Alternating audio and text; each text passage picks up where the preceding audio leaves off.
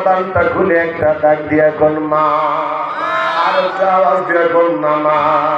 পিতা আনন্দে মাতিয়া সাগরে ফেলিয়া সে যে চইলা গেল ফিরাইল না। পিতা আনন্দে মাতিয়া সাগরে ফেলিয়া সে যে চইলা গেল ফিরাইল না। মায়ে দরিয়া জগরে কত কষ্ট করে, মায়ে দরিয়া জগরে,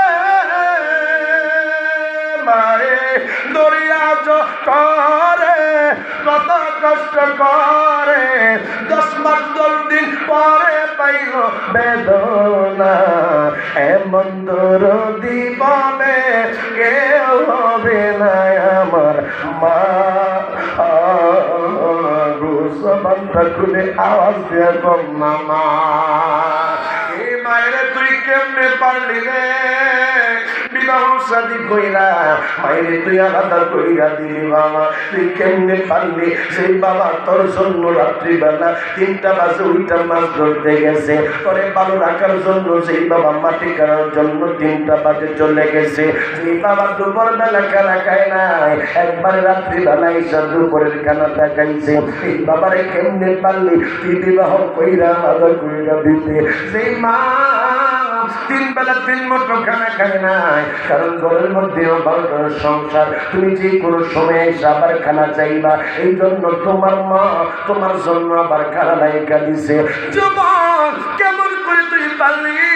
সেই মা সেই জনক দুঃখিনী মা নিজে কোনো সাদাল্লাত পূরণ করলে তোর সাদাল্লাত পূরণ করার জন্য তুই কেমন কইরা পারলি রে যুবক সেই মায়ের আলাদা করে দিতে? ও আমার যুবক বাবারা, তুমি তো এখনো বুঝো নাই মা বাবার দোয়াটা কেমন। মা বাবার দোয়াটা কেমন?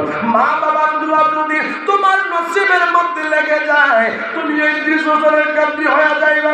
লক্ষ লক্ষ মানুষ আজকে 30 বছরের কান্দি আলোচনা শোনার জন্য কি জন্য বসে থাকে? আমার ভাই মাওলানা আলামিন মুজাহিদের জন্য কি জন্য হাজার মানুষ বসে থাকে জানো না?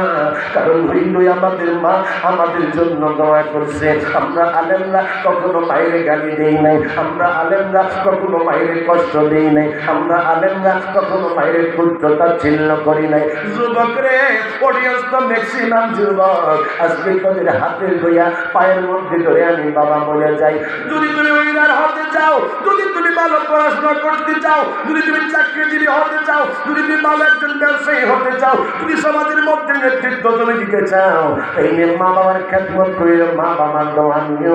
মা বাবার দোয়ায় তোমার সব কিছুই সফলতা চলে আসবে। আওয়াজ দিয়ে কন্যা শুনো, কষ্ট হচ্ছে নাকি? জমান ফলে তোর কষ্ট হচ্ছে নাকি?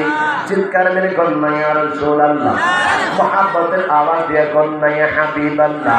আমার নবী এই দুনিয়ার মানুষেরা আমি কেমন ডাকছি মা বাবারে জানোনি? হুমার জান্নাতু ওয়া নারুকা, মা বাবাই তোমার জান্নাত, মা বাবাই তোমার জাহান্নাম। মায়ের বাবার কষ্ট দিলে তাহাজ্জুদের নামাজ পড়লে কাজে আসে না, মায়ের বাবারে কষ্ট দিয়া মসজিদের মোতাওয়াল্লি হইলে কাজে আসে না, মা বাবারে কষ্ট দিয়া মসজিদ বানাইলে কাজে আসে না, মা বাবারে কষ্ট দিয়া মক্কা মদিনা গেলে হজ করলে কাজে আসে না, মা বাবার কষ্ট দিয়ে মসজিদের মধ্যে ইমামতি করলে ও বাজার তোমার নামাজই কবুল হবে না।